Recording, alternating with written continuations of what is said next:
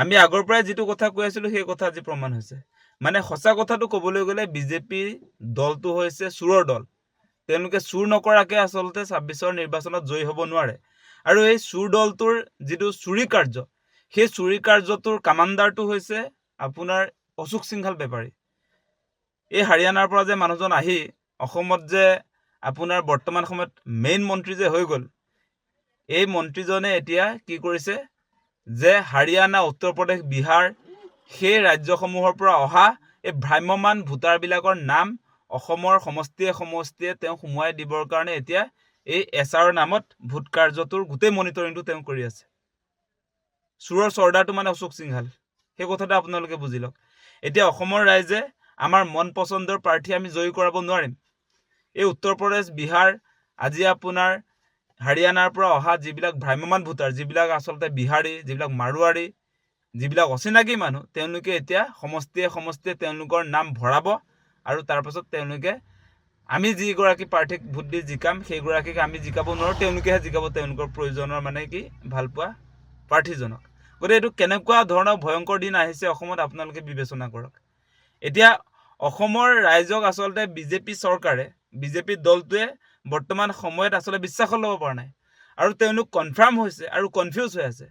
BJP দলটো বৰ্তমান সময়ত কনফিউজ হৈ আছে। তেওঁলোকে ২৬ৰ নিৰ্বাচনত যে নিজিকে সেই কথাটো তেওঁলোকে আচলতে গমেই পাইছে। সেইকাৰণে তেওঁলোকৰ উদ্দেশ্যটো এতিয়া হৈছে চুৰি কৰা।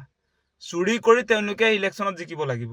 সেইকাৰণে এতিয়া আপোনালোকে দেখিলেই নহয়, কালি বকো ছয়গাঁৱৰ ঘটনাটো পোহৰলৈ আহিছে। বকো ছয়গাঁৱত আপোনাৰ সমজিলা আয়ুক্তৰ কাৰ্যালয়ত তেওঁলোকে নিৰ্বাচন আয়োগৰ কম্পিউটাৰ অন কৰি তাত আপোনাৰ বিজেপি বিৰোধী ভোটাৰৰ নাম কৰ্তন কৰিলে। তাৰ পাছত আপোনাৰ সেই অচিনাকি মানুহৰ বিহাৰ, উত্তৰ প্ৰদেশৰ পৰা অহা মানুহ বা যিবিলাক আচলতে আপোনাৰ এই বহিৰাগত যিবিলাক মানুহ তেওঁলোকৰ নাম সংযোজন কৰি দিছে। এইটো সমষ্টিয়ে সমষ্টিয়ে চলি আছে গোটেই অসমত। গতিকে কেনেকুৱা ঘটনা বৰ্তমান সময়ত বিজেপি আমদানি কৰিছে আপোনালোকে নিজে এবাৰ ভাবি চাওক। মানে বিহাৰ, উত্তৰ প্ৰদেশৰ সেই দিনবিলাক অসমলৈ আনিব খুজিছে। SIRৰ নামত যেনেকৈ বিহাৰ, উত্তৰ প্ৰদেশত ভ্ৰাম্যমান ভোটাৰ সৃষ্টি কৰি আপোনাৰ এই বিজেপি চৰকাৰ শাসনলৈ আহিলে, সেই একে প্ৰেক্টিচ আজি অসমত কৰিবৰ কাৰণে অশোক সিংঘালে আৰম্ভ কৰিছে। সেইটো তেওঁলোকৰ সিদ্ধান্ত হৈ গৈছে। আপোনালোকে এটা কথা নিশ্চয় শুনিছিলে মাজতে যে দিলীপ শইকীয়াই মানে জুম মিটিঙত এটা কথা তেওঁ কৈ দিছে যে এই যিবিলাক বিজেপি বিৰোধী ভোটাৰ 10,000কে কৰ্তন কৰিব লাগে আৰু বিজেপিৰ সমৰ্থনত যিবিলাকে ভোট দিব সেইসকলৰ নাম অন্তৰ্ভুক্ত কৰিব লাগে। সেইকাৰণে তেওঁলোকে জুম মিটিঙত সেই মিটিঙত যে কথাটো যে ওলাইছিলে সেইটো ইতিমধ্যে সমষ্টিয়ে সমষ্টিয়ে সেই কামবিলাক আৰম্ভ হৈছে। আৰু নিৰ্বাচন আয়োগটো কি হৈ আছে আচলতে? নিৰ্বাচন আয়োগটো স্বতন্ত্ৰ অনুষ্ঠান হয় নে নহয়? নিৰ্বাচন আয়োগৰ ভূমিকা আজিৰ দিনটোত কি? আপোনালোকে যদি চাই নিৰ্বাচন আয়োগ এতিয়া আচলতে বিজেপিৰ হাতৰ পুতলাত চলি আছে, হাতৰ পুতলাৰ নিচিনা।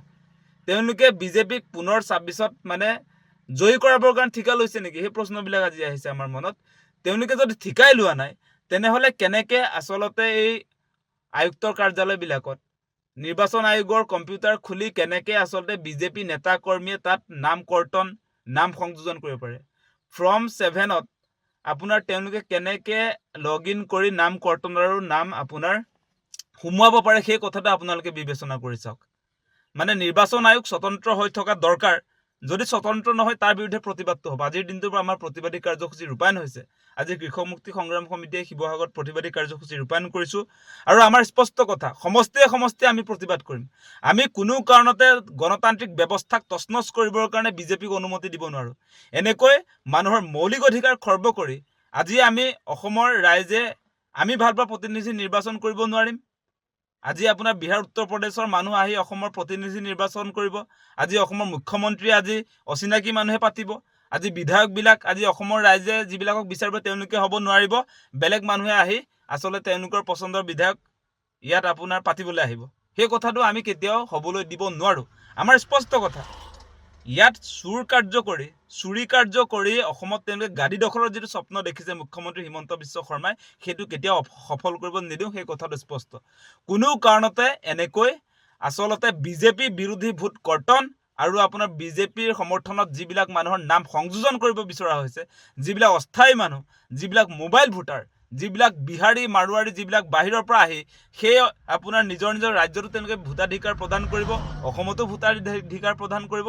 সেই ঘটনা আমি অসমত হ'বলৈ নিদিওঁ। বিহাৰত যি হৈ গ'ল অসমত সেইবিলাক প্ৰেক্টিচ কেতিয়াও নকৰিব।